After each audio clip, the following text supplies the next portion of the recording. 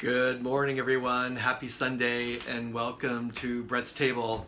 Yeah, I was just watching. I think her name is McKenna, the new owners at La Pachune. They're outside of Grasse, the former home of Julia Child, and kind of wish I was there instead of here this morning. But c'est la vie, as they say. So here we are. Today I'm making a Thai fish and squash soup, and if you may recall, last Sunday we were cooking squash then too. Well, I still have more squash, so out on the internet this week looking for other squash recipes that I might make instead of making soup yet again, so I came up with this recipe for a Thai inspired soup. So I'm going to move the camera over here to the stove, and as you can see, we have more than 5 ingredients, so this would not make it to the 5 ingredients or less book. But I prepped everything in less than half an hour, even like 15 minutes, so I just want to talk you through some of the ingredients before we get started. This is a little bit of canola oil and some red Thai curry paste. I put in about a teaspoon because, and I'll post a recipe on my blog, but I'm making a recipe for 1 instead of 4. So, kind of trying to reduce the amounts is not all that easy. So I'm just going to heat this back up. Also, we're adding some dried shiitake mushrooms. So I just put a few of these in some boiling water and let them soak for a while. And they turn out like this. And I actually, last time I made this, I actually poured out all of that wonderful shiitake soaking liquid. So today I remembered and just reduced it. And if you remember last week, I made a shrimp dish, and so I took the shrimp shells that I made and added a little bit of garlic, some onions, a carrot, and made a shrimp stock, which I then froze. So that's what we're using today instead of water, is a homemade shrimp stock. You could also use a chicken stock if you'd like, but why throw out perfectly good scraps when you can make something else with them, right? So back to the cooking. So that is my my shiitake mushrooms. I diced up some spring onions, also called scallions. I julienned a carrot. I have a little bit of brown sugar. So this I put in about 5 minutes ago. I'm just sauteing the red curry paste, a little bit of oil as I mentioned. I'm going to add some light coconut milk.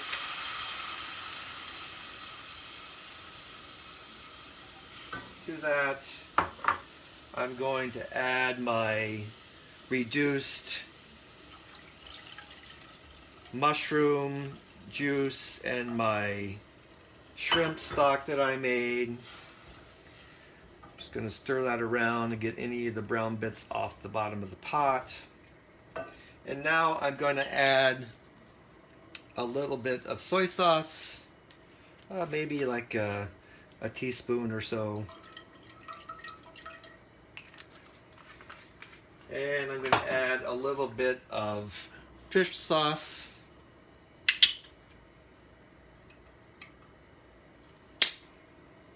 And I'm going to add a little bit of tamarind paste, maybe half a teaspoon.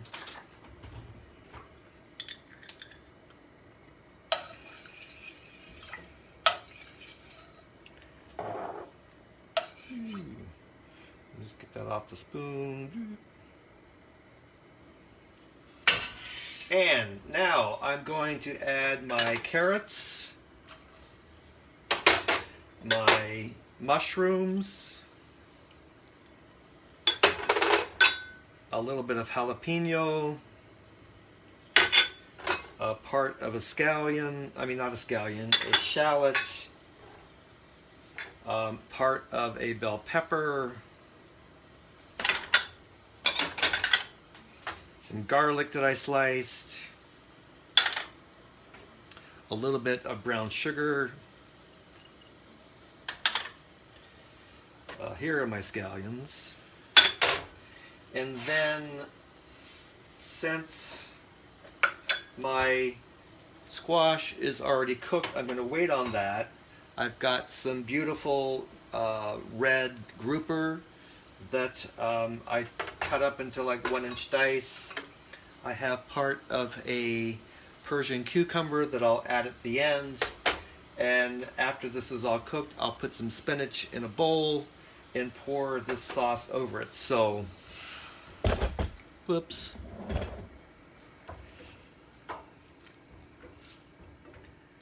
So I'm just stirring this around.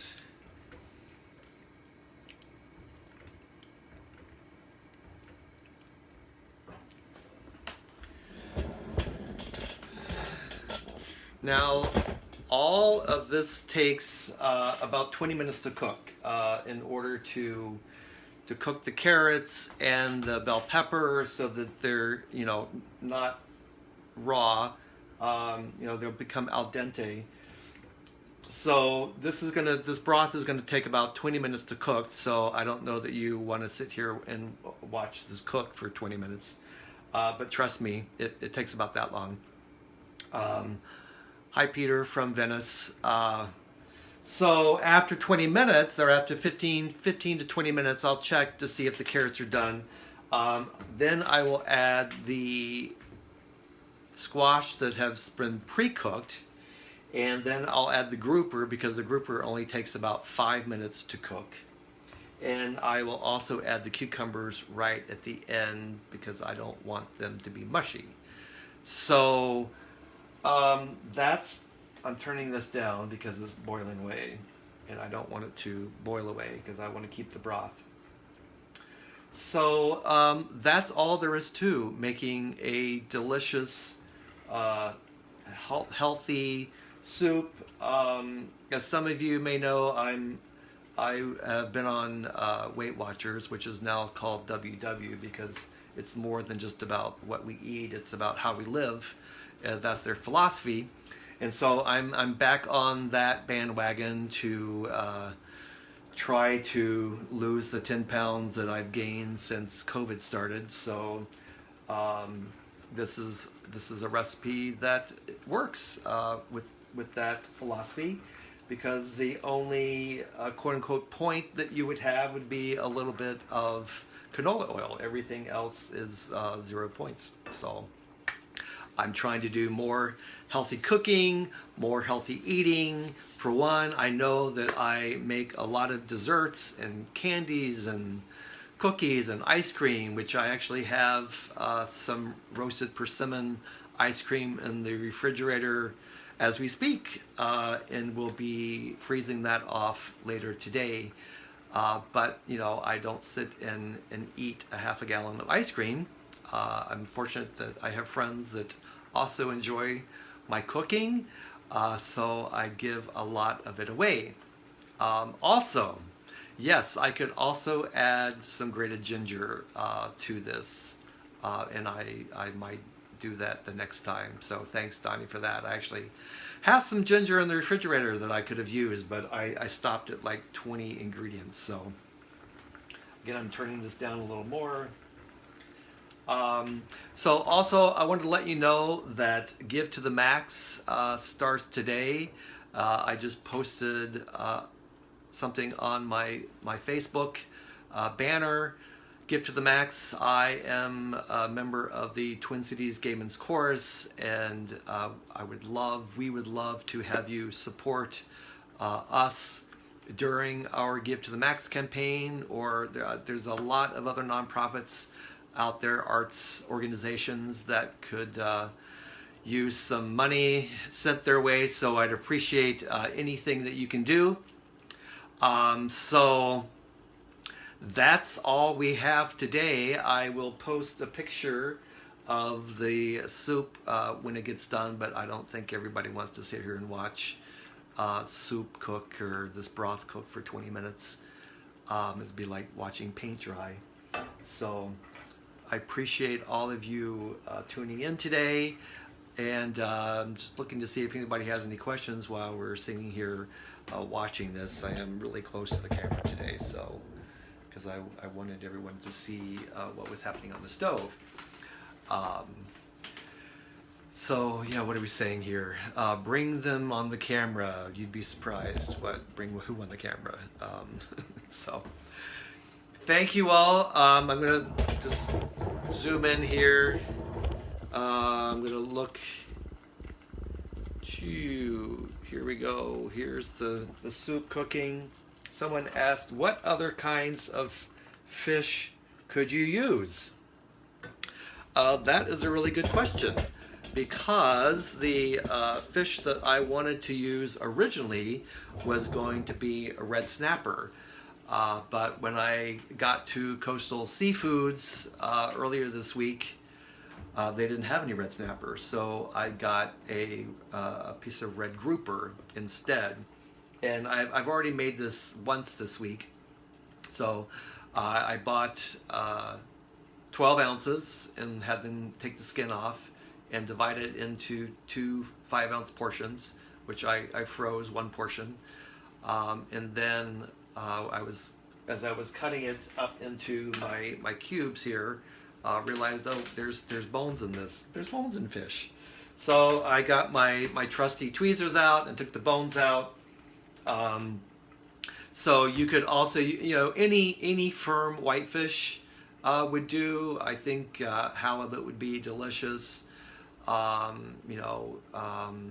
Grouper, as I mentioned. I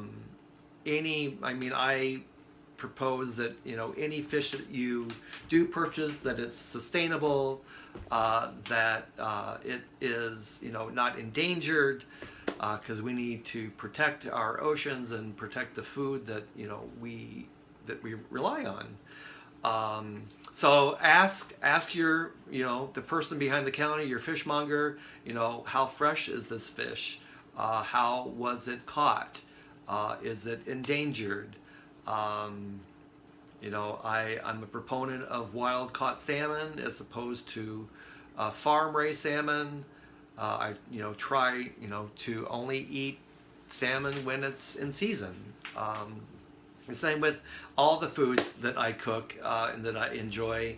I buy as close to local as possible. I'm at the St. Paul Farmers Market many Saturdays out of the year, buying direct from farmers, asking questions, asking if they would grow particular foods, vegetables that I enjoy that I can't find here, that I might find in other parts of the world, mainly France. Sorry. So that's my philosophy about food, is buying as close to where you live as possible, buying fresh ingredients, using fresh ingredients, and just enjoying food. So any other questions that we have today while I'm waiting for the soup to cook? What else can I say? Oh, I don't think I put any some sweet cooking rice seasoning, so I'm going to add a little bit of that, just a little bit.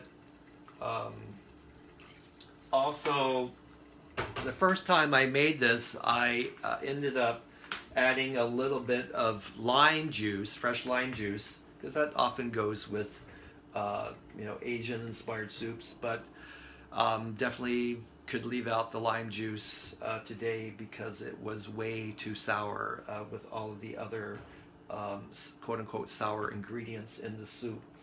So leaving that out today. So a few more minutes as I'm yammering on here, the soup will be ready, and I'm going to just taste, I want to taste the carrot just to see how done it is. Oh, yeah. It's done. It's delicious. So I'm going to add in,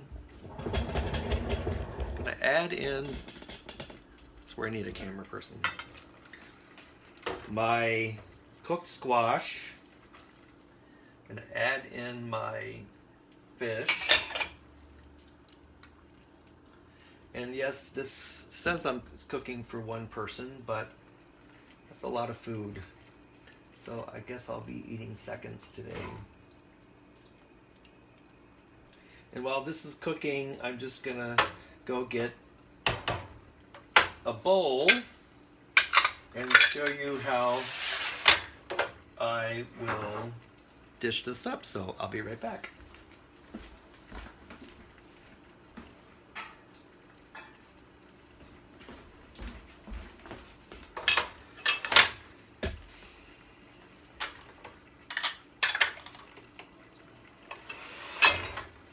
So this fish will take about 5 minutes to cook. You just want it to go from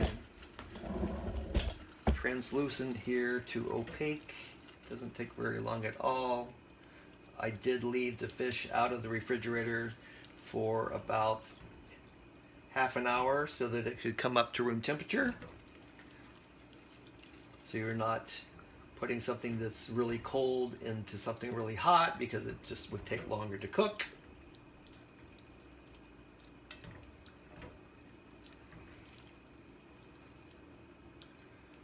So we are almost done. So I'm going to add some fresh spinach leaves to my bowl here.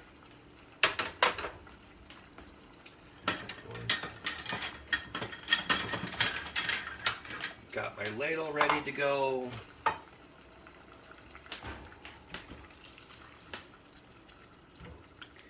And you can tell that the fish is now cooked through. It's nice and white and opaque. I'm sure the squash is heated up because that's been out of the refrigerator. So I'm going to turn that off now and just ladle this right on top.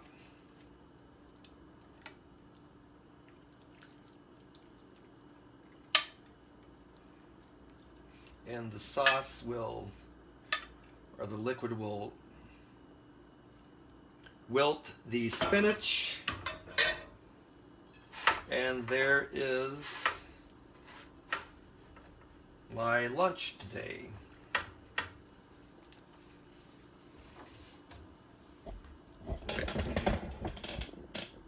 Right there. So thank you all for joining me today.